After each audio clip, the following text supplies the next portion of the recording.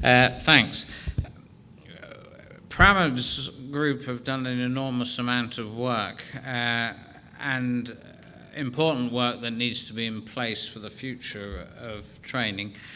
We're slightly impatient in Yorkshire, and we sort of took a slightly more pragmatic view and started to get on with it about 18 months ago with some sort of practical implementations.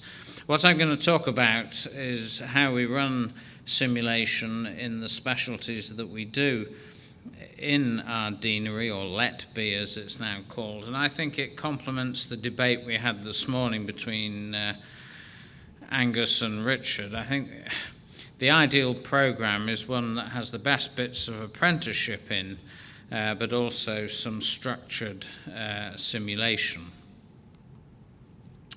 We're all familiar as to why we need simulation, all those things that are listed on that slide, and I'm not going to repeat them. Reduction of error is highlighted in red and is a perceived benefit of simulation. And I would suggest that in a number of circumstances, simulation can also be used when error has occurred, simulation of serious untoward events. And that's something that I think we should consider. The other reasons why simulation is important, Patricia Hamilton, when she was head of education and training at the Department of Health, said that no patient should be subject to an operation by a trainee who hadn't practiced it first in simulation. And as Pramod has just said, JCST are introducing or identifying points of the curriculum for which simulation is required. Simulation equals practice. Gary Player, the South African golfer, was the first person to use that phrase, though lots of people use it now, and I'm sure you're all familiar with the concept of the lucky surgeon. Rarely is a lucky surgeon, it's someone who's practiced a lot. And perhaps the greatest exponent, just for our visitors from the Antipodes, of practice makes perfect, was Johnny Wilkinson. The Australians paid for it there. And he wasn't bad with the ball in his hands either, John, wherever you are. And then he's about to go past Dan Carter with ease.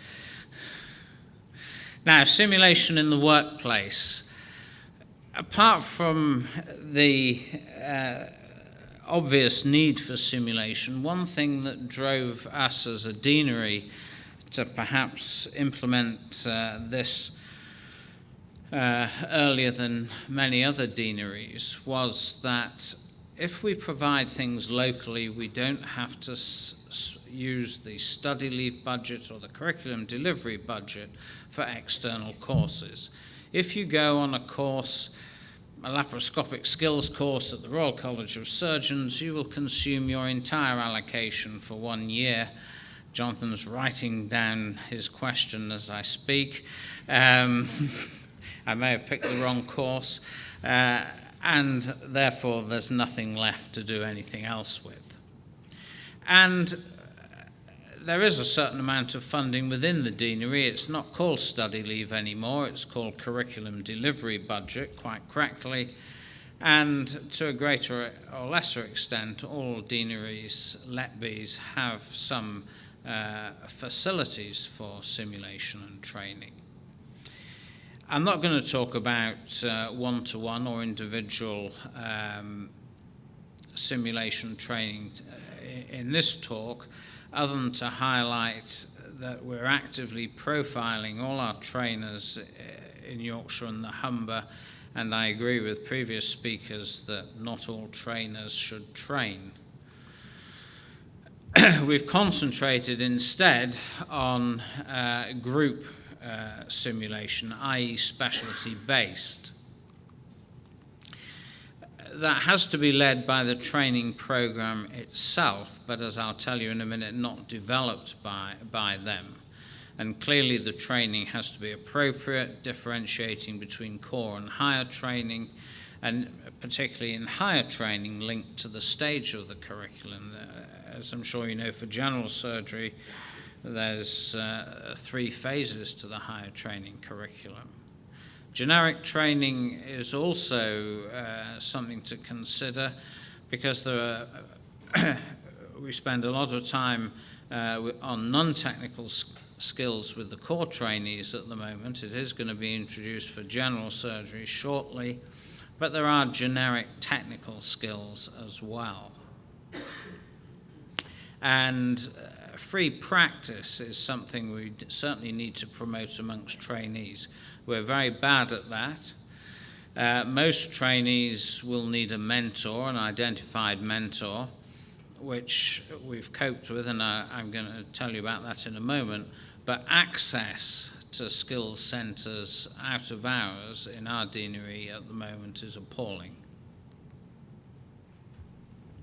So how do you do it in a school with 536 trainees and 11 surgical specialties? Well, clearly you start with the big 3, because that accounts for 65% of the trainees. 7 of the other specialties are pretty straightforward, because they have enough trainees to justify a training course of their own. But then you come to the wee orphans, if you like, of the surgical specialty list, vascular surgery and pediatric surgery, who don't have enough trainees in any one region, deanery, let be, whatever you want to call it, and therefore simulation training has to be merged with neighbouring deaneries, or I would suggest that it does.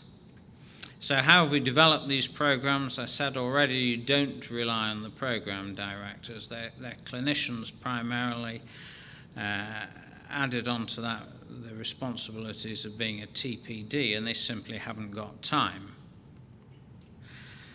The way we've done it in Yorks and Humber is through a series of leadership fellows. We're on to numbers 3 and 4 at the moment, who are both sat in the middle of the hall. They come into the deanery for a 1-year rupee. The idea is that they do an educational qualification of some sort, MSc if they were prepared to carry it on, and they help us with the development of the simulation programs, i.e. they help the specialty education lead for that specialty, and I, as head of school, oversee it. And the way is very simple. We simply look at the curriculum. Now it is described what's desirable or strongly recommended. It wasn't when we started, so we decided on that. You then review the available models for simulation, their costs and so on. Are they single use? And in some instances, particularly a very good hernia model that we've developed is multi-use and costs less than £10. It's a no-brainer, really. So there is scope for development in that sense as well. The budget that we've used comes directly from curriculum delivery budget, i.e. the former study leave budget. As I'll show you in a minute, it takes about 40% of the core trainees' study leave budget, so it does leave them quite a bit for other activities. So once the curriculum has been developed, we decide how to deliver it. And these are the ones that are implemented, and they're delivered in slightly different ways. Core surgery is a monthly day over 2 years to cover the whole curriculum of all the specialties that are included in core training. For general surgery, and I put in there in brackets vascular surgery because the new vascular curriculum includes general surgery for ST3. So that ST3 program, which is 2 days each for those 3 modules, is also given to the vascular trainees. And at ST4 level, we're just about to start the launch of these 4 modules in general surgery. T&O is a bit more primitive at the moment, but James Tomlinson, who is one of the current fellows at ST8, is going to revamp and reorganize the whole of the orthopedic simulation program. Urology is implemented. I don't claim any place in organizing that. It's been done by the program, and they run an extremely good program. We have a generic microvascular course for neurosurgery, plastics, ENT, and any other trainees that might want to do it, perhaps vascular. And all these other things are under development. I mentioned pediatrics and vascular. We're negotiating with adjacent regions. The other thing that's potentially under development is the increased use of cadavers. In Leeds now, the cadavers are preserved, use the Teal method of preservation, which I'm told you can't tell the difference between a cadaver and living tissue. I was going to be rude to somebody just then, but I decided not to be. So the current challenge is to work how many operations you can do on one cadaver. Marina hasn't come back with that answer yet. So we got well over 100.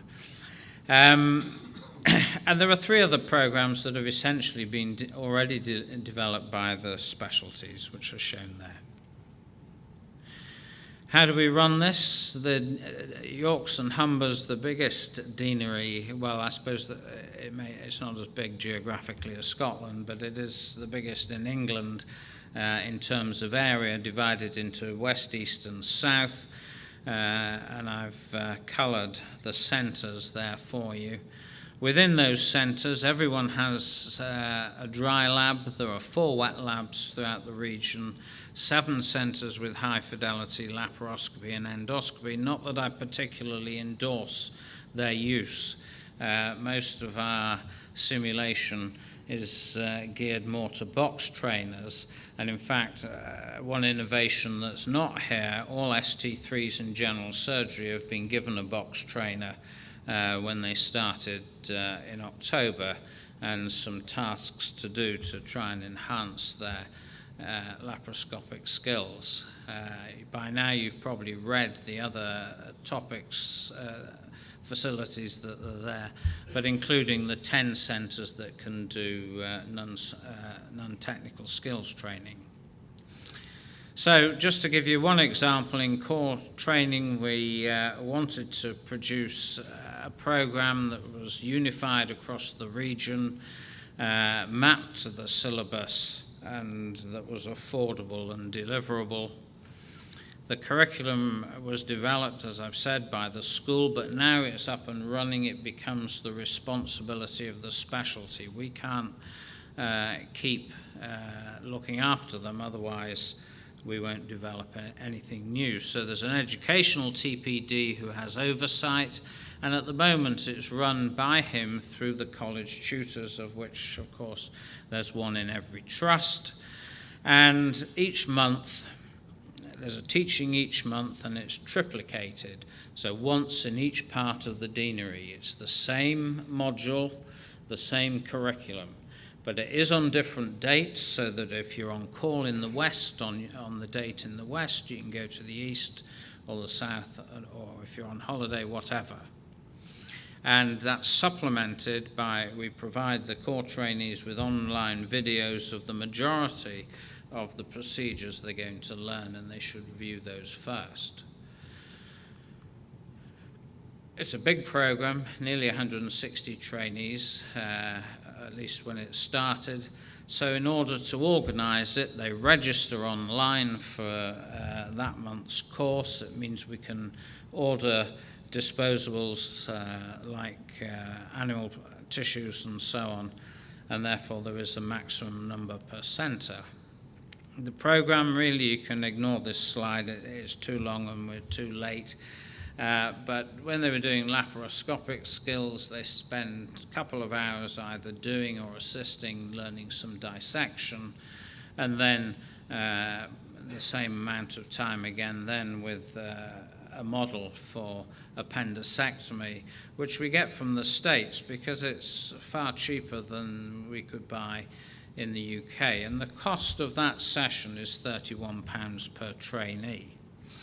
And to run the whole course, those are the costs, just under £50,000, £314 per trainee, and it is affordable out of what trainees previously considered their money as study leave allocation, but is now termed curriculum delivery budget.